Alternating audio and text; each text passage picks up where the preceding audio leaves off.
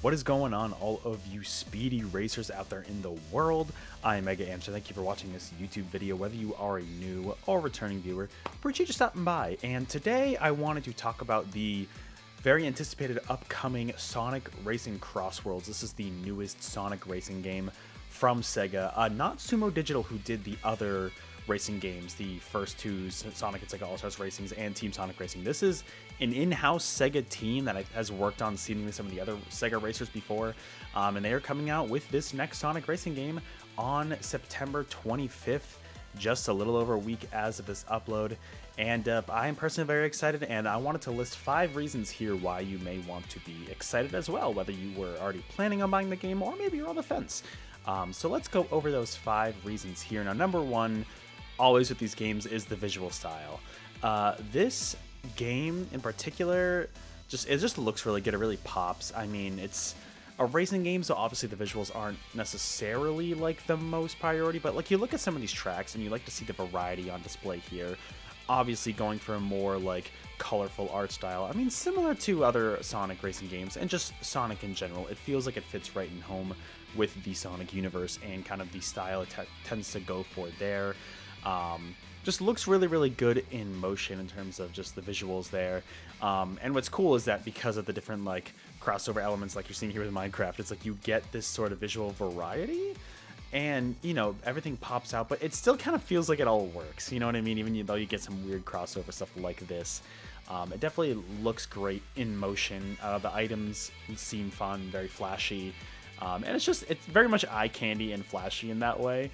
Obviously not the full extent to the game, but that is the number 2 reason here, and that is the gameplay for this racing game, because what SEGA has essentially done is taken a lot of the gameplay of the previous Sonic racing games and mashed them into one.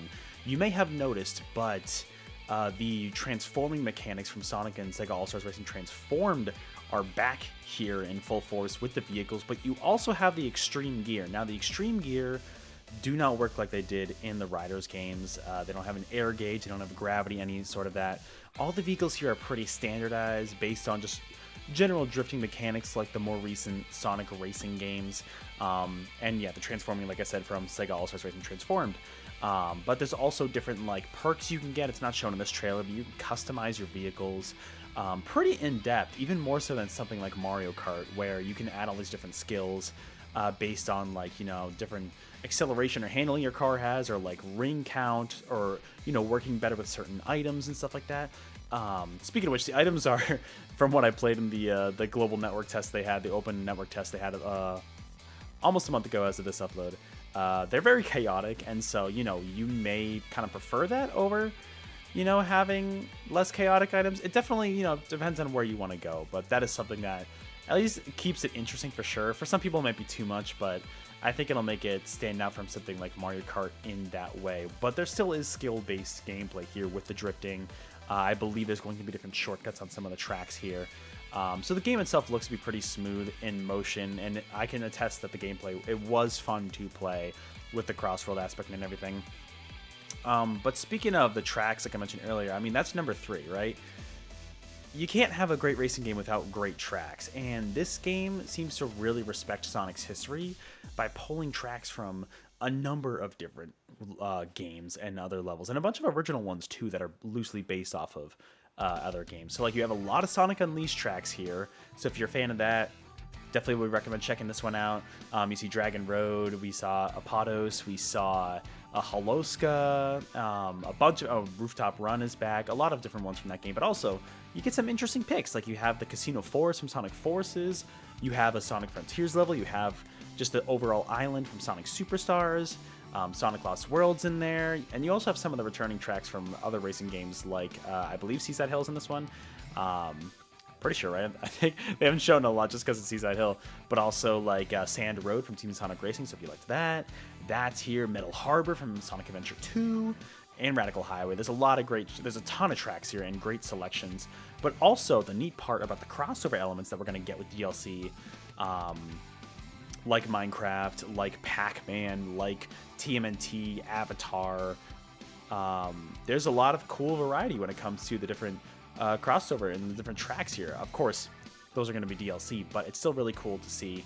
And the idea of having some tracks that are full tracks, others are just one lap with the CrossWorlds. Some of the 3-lap tracks can also appear as CrossWorlds, which is kind of cool and adds to the variety to the pool of tracks there, which is really, really cool. I really like the track selection. You have some 2 different levels from Secret Rings. Like, listen, say what you will about that game. I think it's one of the worst Sonic games ever made, but interesting level design themes. And it's cool to see them pick tracks in a very creative way. Like, these were not just like the most popular Sonic levels.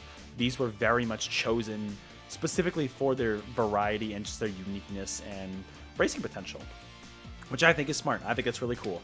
Number 4, of course, the other important aspect of, you know, a racing game is the cast of characters here. I mean, we have so many different Sonic characters to choose from. And not even Sonic. We've got some SEGA and outside of SEGA. You know, the Sonic cast is great.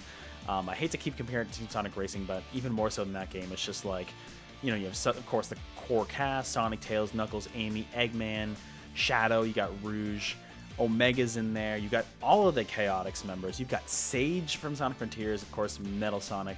But you have all 3 Babylon Rogues: Jet, Storm, and Wave. You've got Silver. You've got Blaze. You've got both Zaz and Zavok.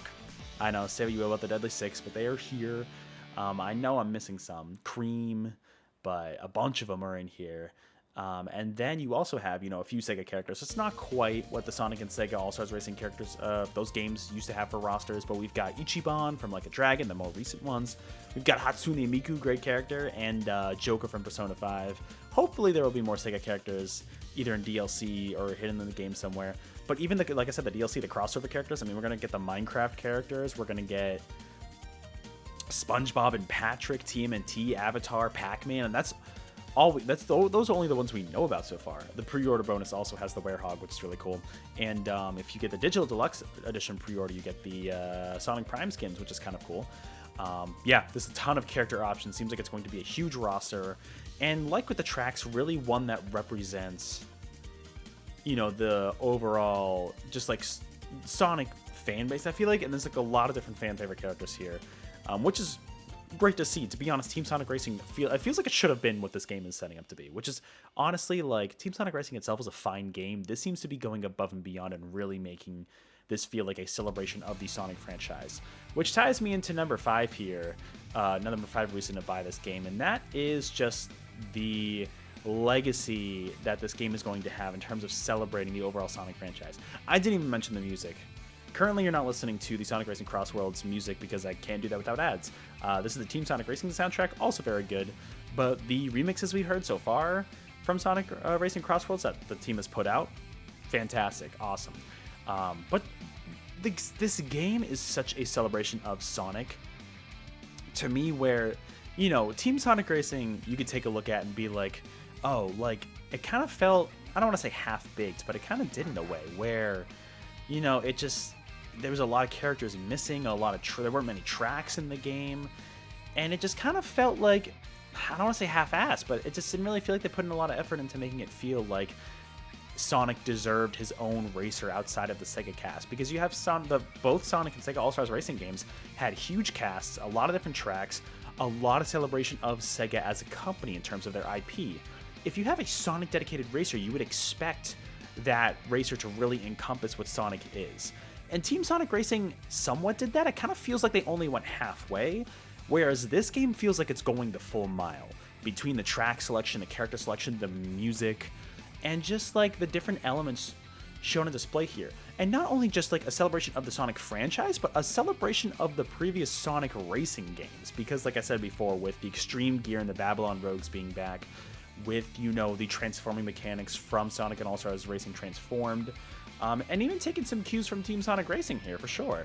You know, like with there was one point with one of the modes in the open network test, there was like the team mechanic that was pretty much straight out of Team Sonic Racing, so it's cool to see that kind of brought back. It's really a celebration of all the Sonic Racing games too. And it just, I don't know, as a Sonic sicko, like, this to me is really exciting. I'm very excited to check this game out, because it really feels like a celebratory Sonic racer that is, it's not afraid to be what it is, and it's ready to embrace all sides of the franchise, whether you like it or not. That's it, still waiting on the Sonic 06 track. But anyways, that's going to do it for this video. Just to summarize the 5 reasons. Number 1 being the art style, just overall presentation, I guess, include the music in there too. I know you can't hear it now, but it's great. Number 2, of course, being the racing gameplay. Number 3, the track selection. Number 4, the character selection. And number 5, just the fact that it truly feels like a celebration of Sonic and the Sonic racing games. And I couldn't be more excited. This is a very exciting Sonic racing game. Like I said, it comes out on Thursday, September 25th. Just over a week as of this upload to pretty much all platforms. I will say the Switch 2 version is coming later. The physical version is coming out sometime in 2026, they said. It's going to be a true physical, not a game key card, and there will be an upgrade path from the Switch 1 version to the Switch 2. I don't think at launch, but I think at some point later. I am planning on getting the Switch 1 version. It runs at 30 frames. It looks a little blurry, but honestly, I played the open network test using that. I thought it was pretty solid. It was better than I expected. So the Switch 1 version is still a valid version to play. Of course, it's going to be downgraded from the others, but something to keep in mind. I plan on picking that up, and then once the Switch 2 patch, upgrade, becomes available for the $10, I'm going to pay that to upgrade, and it'll be great. But in the moment, I'm fine playing this base Switch 1 version. You know, it's a really fun game at its core, and I'm excited to pick it up when it comes down just over a week. But that is going to do it for this video, so thank you so much for watching. If you did, let me know in the comments below. Are you planning on picking this game up? Are you super excited? Who's your favorite character we've seen or heard of so far? If you're not picking this game up, too, just tell me why. What is holding you off from the game? And, you know, we all have valid opinions here. You know, whether you want to buy the game or not, whether you're excited or not. Let me know in the comments below. Otherwise, I will catch you all on the next video or live stream. And until then, keep driving fast. Well, go the speed limit. See you later.